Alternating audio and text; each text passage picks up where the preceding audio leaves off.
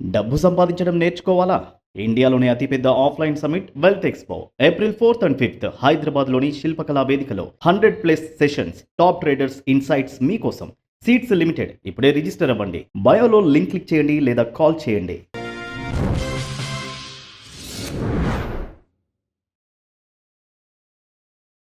Hello sir, welcome to social post. Thanks అండి. Sir, ఇప్పుడు market అనేది ఇప్పుడు వేరే సిచ్యువేషన్ ఉంది. సో ఇంత బియర్ మార్కెట్లో కూడా ఏఎఫ్ అనేది ఎంతవరకు రిటర్న్స్ ఇచ్చింది సార్?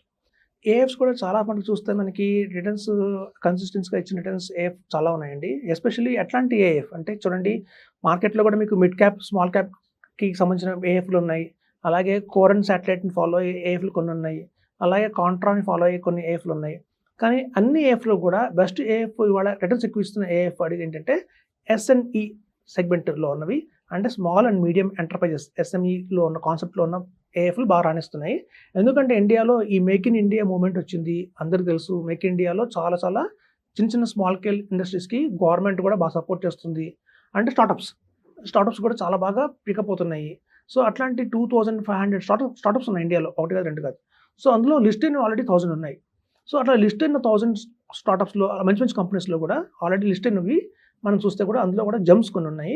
అందులో కనుక వాళ్ళు ఇన్వెస్ట్మెంట్ చేస్తే పిఎంఎస్లోని కూడా ఏఎఫ్లన్నీ కూడా చాలా బాగా రిటర్న్స్ అయితే ఇస్తున్నాయి. ఇప్పుడు చూడండి, ఒక ఆల్ఫా అనే ఒక ఏఎఫ్ ఉంది. ఆ ఏఎఫ్ చేసే పని ఏంటంటే, చాలామంది తెలుసు లార్జ్ క్యాప్ పరంగానే 1 to 100 కంపెనీస్ అని, మిడ్ క్యాప్ పరంగానే 1 to 250 అని, స్మాల్ క్యాప్ పరంగానే 250 బియాండ్ అంటారు.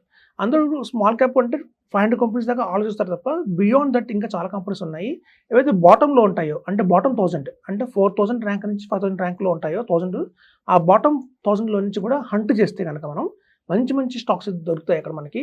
సో అట్లాంటి స్టాక్స్ మనకి కన్సిస్టెన్సీగా 24, 26, 28% లాస్ట్ ఇయర్స్ నుంచి ఇచ్చే స్టాక్స్ కూడా ఉన్నాయి. సో అట్లాంటి ఏఎఫ్స్ అన్ని కూడా కొన్ని ఏఎఫ్స్ ఎస్పెషల్లీ వాళ్ళ పనే అట్లాంటివి హంట్ చేయటము. సో అట్లాంటి హంట్ చేసిన వాటిలో ఇన్వెస్ట్మెంట్ చేయటం. సో అట్లాంటివన్నీ ఎలా వస్తున్నాయంటే, మనకి 1 crore పెట్టాలి మినిమంగా. ఏఎఫ్ అంటే 1 crore పెట్టాలి. కానీ ఇక్కడ మనం 1 crore ఒకసారి పెట్టక్కర్లేదండి. 10 lakhs, 10 lakhs, 10 lakhs, 10 lakhs లాగా 2.5 yearsకి మనం అమౌంట్ ఇవ్వచ్చు.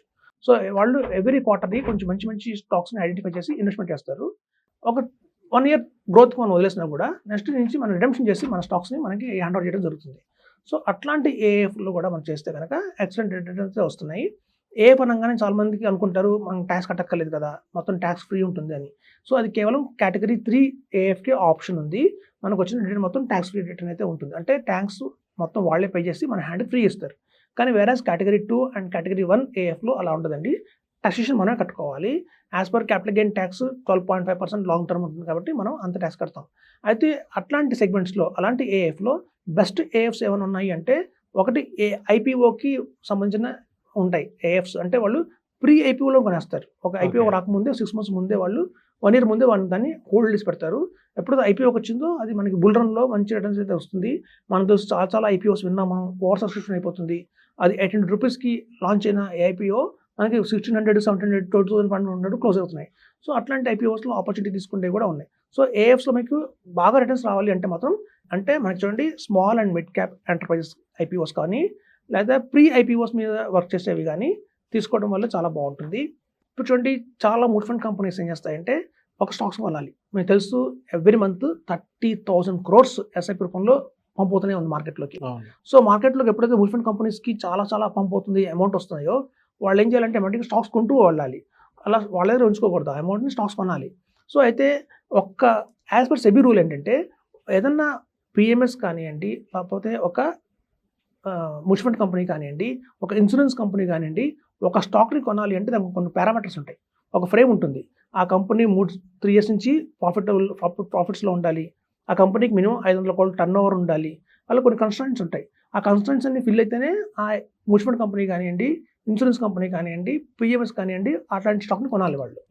సో ఈ ఏఎఫ్ కంపెనీ ఏం చేస్తుందంటే, వాళ్ళకి ఒక ఐడియా ఉంది, ఓకే రాబోయే 1 year తర్వాత ఈ ఫ్రేమ్వర్క్లో ఈ స్టాక్ సూట్ అవుతుంది, దీన్ని అన్ని పిఎంఎస్ కంపెనీలు, అలాగే ఇన్సూరెన్స్ కంపెనీలు, అలాగే మ్యూచువల్ ఫండ్ కంపెనీలు ఇన్వెస్ట్మెంట్ చేస్తున్నాయని వాళ్ళకి ముందే అర్థమైపోతుంది. ఆ స్టాక్ని వీళ్ళు ముందే కొనేస్తారు. 2 years ముందే ఆ స్టాక్ని కొనేస్తారు వీళ్ళు. అంటే మ్యూచువల్ ఫండ్ కంపెనీ ఎంటర్ అవటం, వీళ్ళు ఎగ్జిట్ అవుతారు. సో వీళ్ళ ఆదా ఫ్రేమ్ జస్ట్ కాపీ కట్ అనమాట. సో ఏవైతే రాబోయే రోజుల్లో, ఇక్కడ నుంచి రాబోయే 2 yearsలో ఈ స్టాక్ని మ్యూచువల్ ఫండ్ కంపెనీస్ కొంటాయని వాళ్ళకి అర్థమైపోయిందో, ఆ స్టాక్ని ముందే కొనేస్తారు. సో వీళ్ళు ఎంట్రీ పాయింట్ స్టార్ట్ అవుతుంది. 2 ఇయర్స్ తర్వాత వాళ్ళు ఎంట్రీ అవుతారు, ఎగ్జిట్ అయిపోతారు. అంత ప్రాఫిట్ ఎగ్జిట్ అయిపోతారు. సో అందుకే మీకు చూస్తే ఏఎఫ్లో పెట్టిన 1 crore కూడా మినిమం 3 crores నుంచి 5 crores దాకా రిటర్న్ వస్తుంది. ఓకే. ఓవర్ పీరియడ్ ఆఫ్ 5 yearsలో ఎవ్రీ 1 crore మనకి 3 crores నుంచి 5 crores రిటర్న్ అంటే అది ఇంచుమించు మనకి 60 lakhs per month వచ్చినట్టు, per annum వచ్చినట్టే. సార్ కానీ మ్యూచువల్ ఫండ్స్లో ఒక ఇది ఉంది అంటే 5 to 7 years వరకు అలా హోల్డ్ ఆన్ ఇస్తే రిటర్న్స్ వస్తాయని మ్యూచువల్ ఫండ్స్లో అది. సో ఇది ఈ ఏఎఫ్లో మనం చూసుకుంటే ఎన్ని ఇయర్స్ వరకు ఇలా హోల్డ్ ఆన్ చేసుకుంటూ ఉండాలి? ఏఎస్లో సాధారణంగా క్లోజ్ ఎండెడ్ స్కీమ్స్ ఎక్కువ ఉంటాయండి, ఓపెన్ ఎండెడ్ స్కీమ్స్ ఉండవు. వాళ్ళు వచ్చి రావడంతోనే 6 years లాకింగ్ పీరియడ్తో వస్తారు. ఓకే. మనం మిడిల్లో రావాలి అంటే మనం కొన్నిసార్లు రాలేం. కొన్ని క్లోజ్ ఎండెడ్ స్కీమ్స్ తీసుకున్నామంటే ఏఎఫ్లో మనం రాలేం.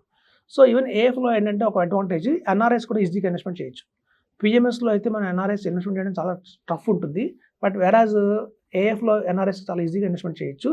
ఏదన్నా holding period of 6 to 7 years అని చెప్తామండి. 6 years హోల్డ్ చేసుకున్న వాళ్ళే రావాలి ఏఎఫ్లోకి. ఓకే. ఓకే. లాకింగ్ పీరియడ్ ఉంటుంది, మనం బయటకు రాలేము. వేరాజ్ మ్యూచువల్ ఫండ్స్లో మనం బయటకు వచ్చేయచ్చు కానీ బట్ వేరాజ్ ఏఎఫ్లో అంత ఈజీగా మనం బయటకు రాలేము. అది లాక్ ఇన్ ఉందంటే 6 years వెయిట్ చేయాల్సిందే. కాకపోతే ఏంటంటే మనకి రిటర్న్స్ అట్లాగే ఎక్స్ట్రాడినరీగా వస్తాయి. Okay. Okay. So thank you sir మా సోషల్ పోస్ట్ వచ్చినందుకు. థ్యాంక్స్ అండి.